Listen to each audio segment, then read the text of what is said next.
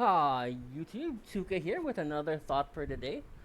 Today, I want to discuss the MAGA version of foreign policy. One of my main pet peeves is that whenever somebody analyzes Trump and the Trumpian foreign policy, they always say, I don't understand the objectives, I don't understand what he's doing, etc., etc. So, my thought process is that they don't understand what MAGA is doing because they don't understand the underlying thought behind the entire foreign policy philosophy. So let me just start with that. Then we'll go through the different regions of the world, which is why I have this map up, and show you how that particular policy or thought process or theory affects that particular region. So first up, what is the theory? So MAGA believes that the U.S., is an empire. So it's the American empire. Now, the natural state of the things in the world is an empire.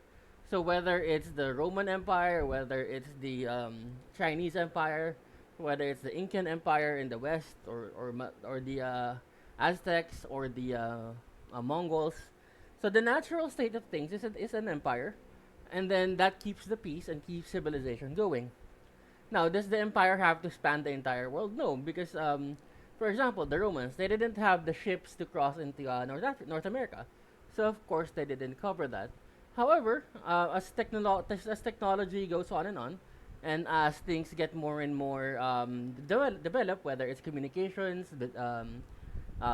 logistics, or transport, then the reach of the empire grows bigger and bigger. So, for example, the Roman Empire only covered Europe, probably North Africa, maybe parts of West Asia or Middle East, whatever you want to call it.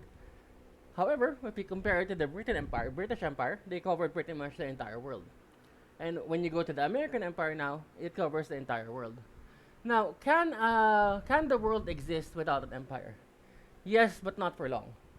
And the world sucks without an empire. So the best example I can give you of a world without empire is the Dark Ages. Um, Essentially, there's no big, strong ruling power, so that means everyone was fighting for everything. But if you had like Rome or America in this case, or Britain, you would just go to them and they would side with one or the other, and then that would end the conflict. Now, what are the benefits of being in an empire? So number one, you have to realize that our standard of living is only afforded to us because we live in what is essentially capital city of the empire. So if you were to consider this to be the Hunger Games, we would live in like the capital district, and then there would be other people in the lower district. So for example, consider your life in like Michigan. Maybe you're having difficulty finding a job. Maybe you're having difficulty making rent, or something like that, or getting healthcare maybe. So, but consider like the life of somebody maybe in Nigeria or maybe in Sudan.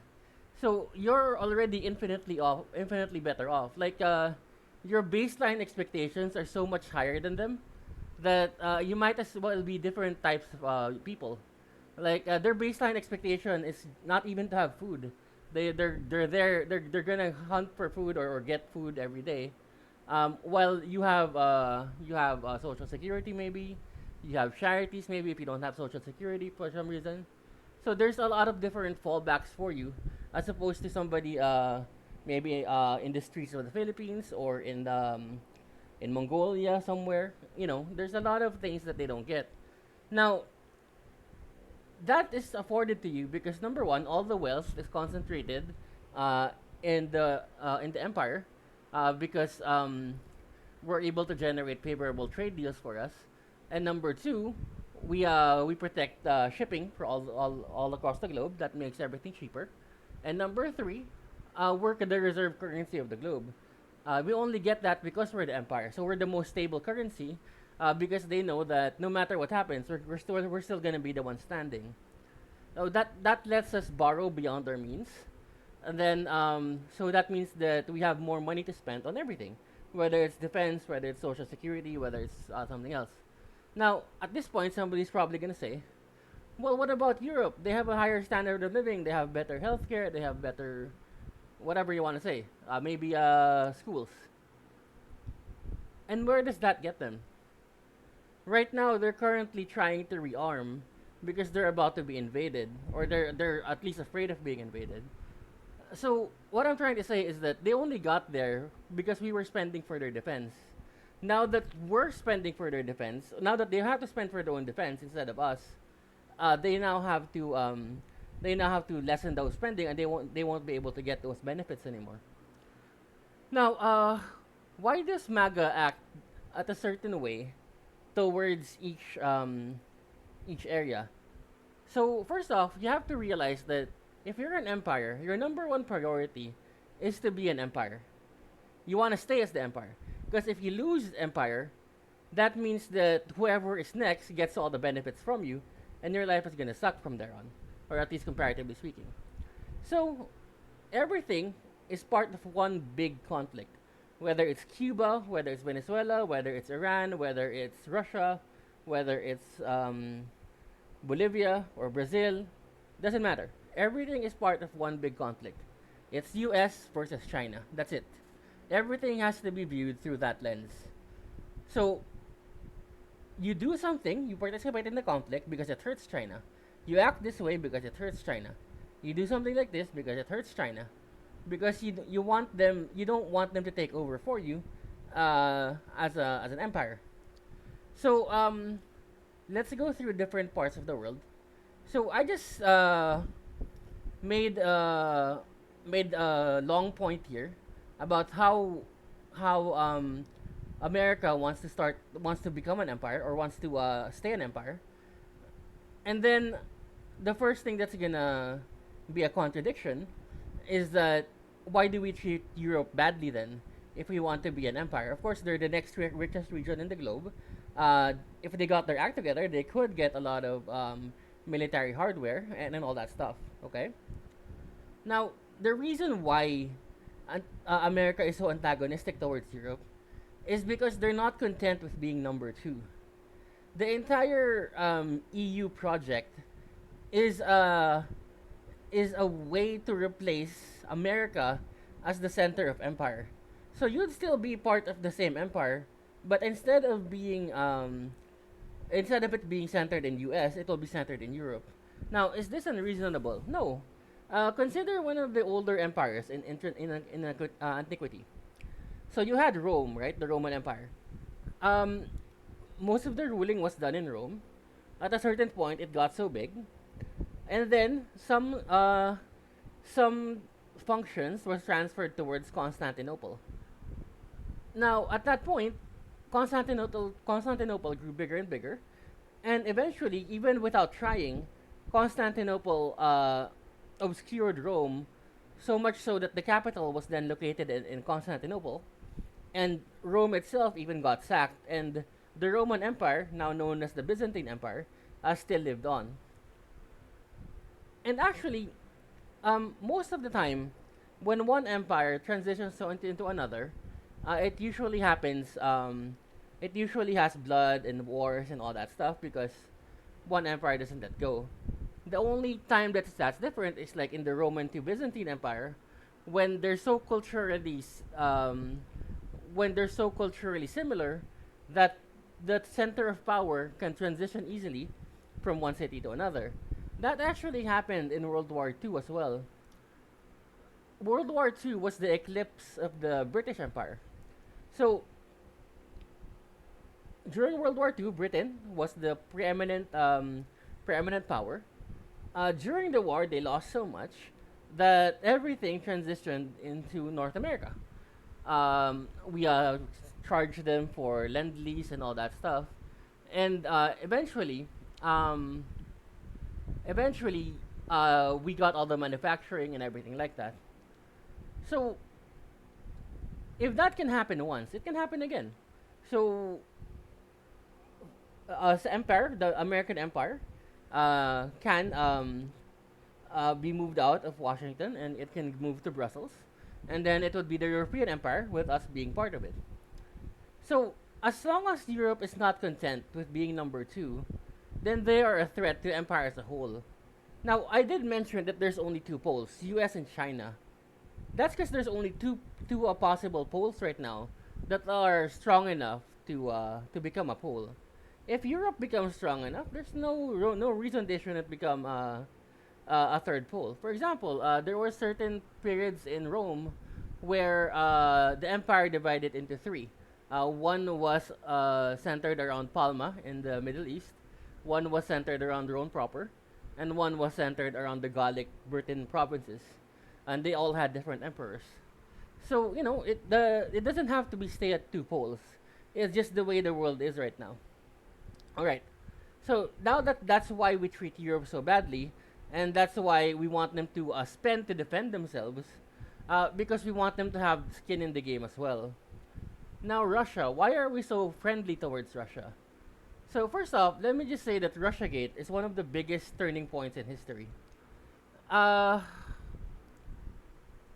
if you were to s- uh, um, if you were to consider ranks or strength of alliances, you would say that U.S. and Britain is on one side, while Russia and China are on the other.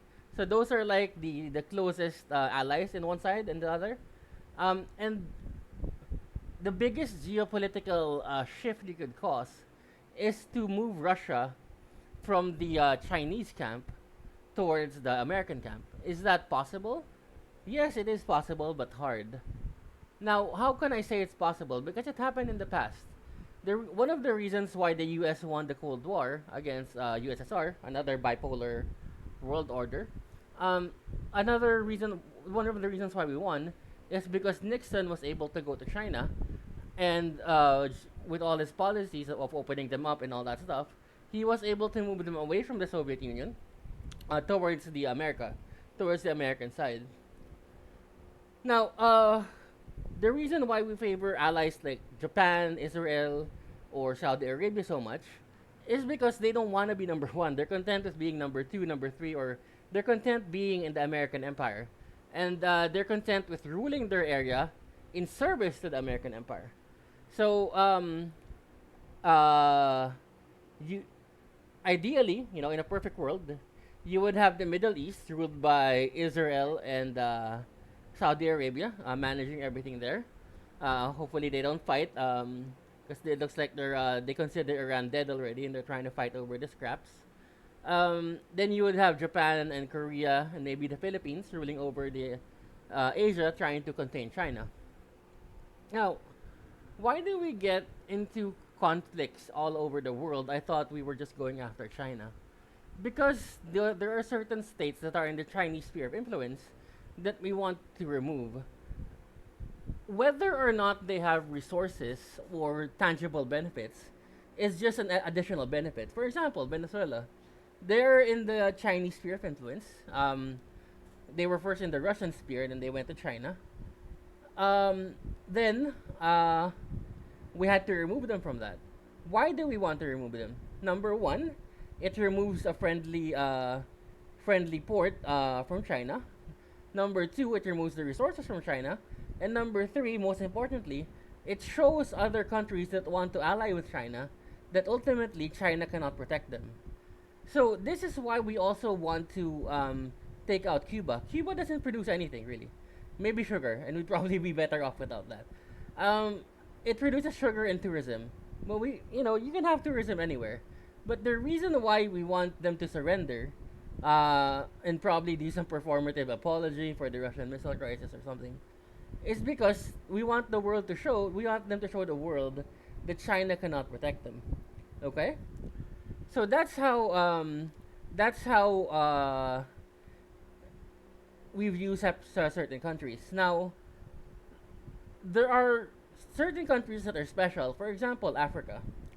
If you can notice, a lot of MAGA just wants to disengage from Africa.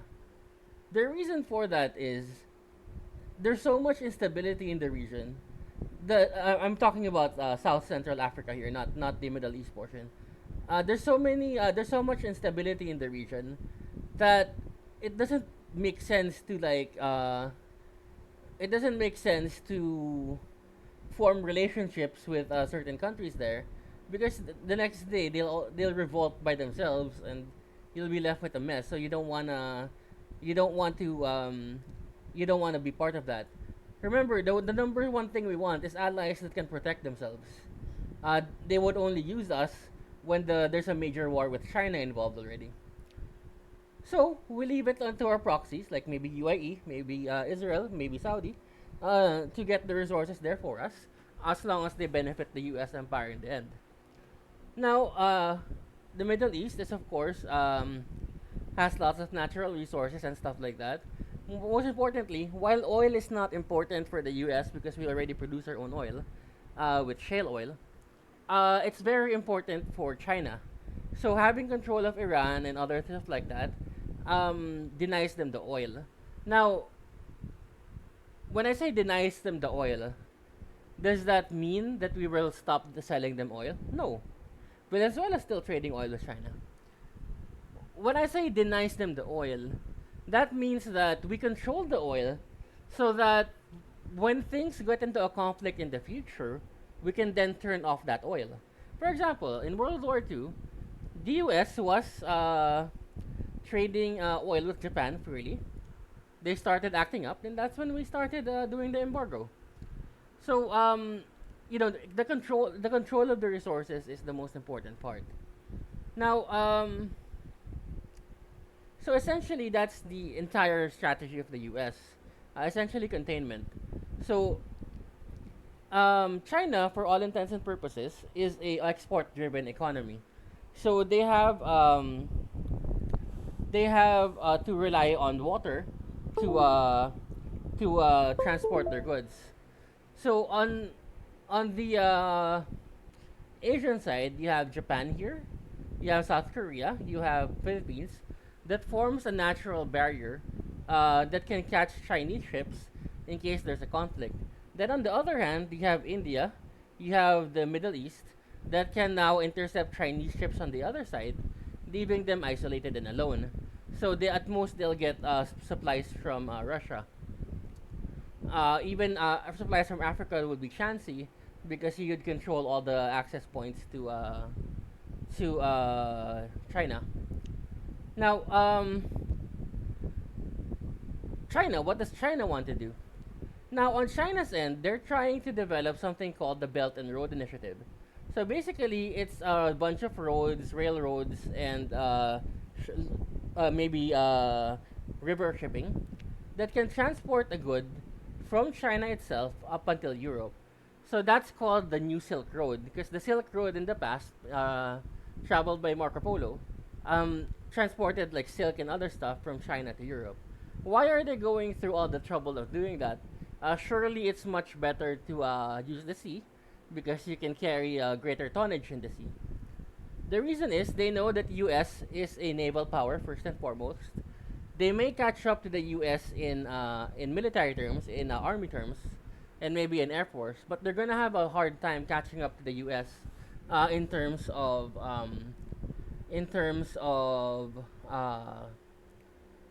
navy because the US is so far ahead. So that means that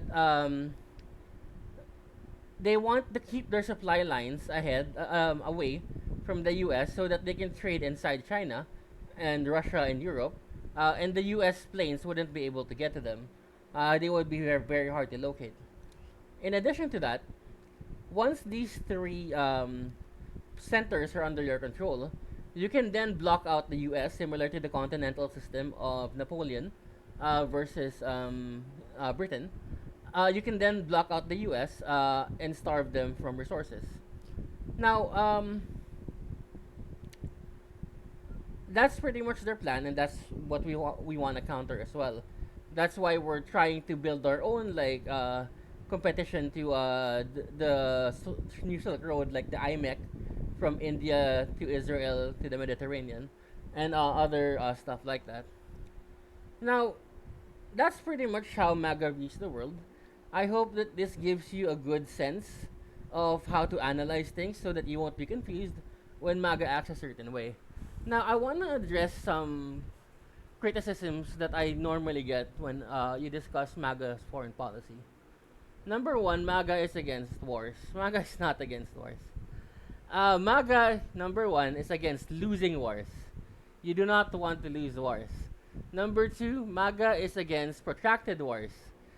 Whenever they say forever wars, anything that lasts longer than, let's say, 2 months, that's a forever war already. You don't want to engage in that. Number three, MAGA is against boots on the ground, which can cause U.S. casualties.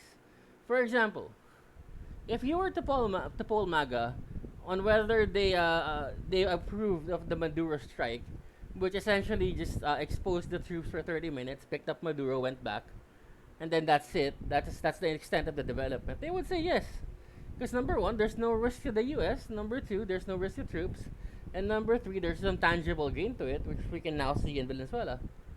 So, whenever you say MAGA is against wars, it's only that MAGA is against foreign wars, against all those types of wars that I say, long wars, wars with high casualties, and that's pretty much it. Now, also you'd have another question like, how does this benefit people in Pittsburgh, people in New York, people in whoever? Again, you're trying to preserve the American empire against against the rising Chinese empire. As long as you preserve the American empire, our standards of living can continue being this way because we have the trade barriers, we have trade that's protected by us, we have favorable trade, we have the reserve currency, we have all these things that help us raise the standard of living in our area. Those are the two major criticisms I get as to why MAGA foreign policy is contradictory. I hope that I've been able to lay them to rest, and I hope you, even if I'm scattered a bit, maybe I hope I tried to educate you on why MAGA sees the way things that they are. If you have any particular questions about a particular area, you notice I may have skipped Australia because, for all intents and purposes, that's just part of Japan, Philippines, China, that same infrastructure. So if you have any questions, just tell me. And please like and subscribe, and I will see you later. Have a good day.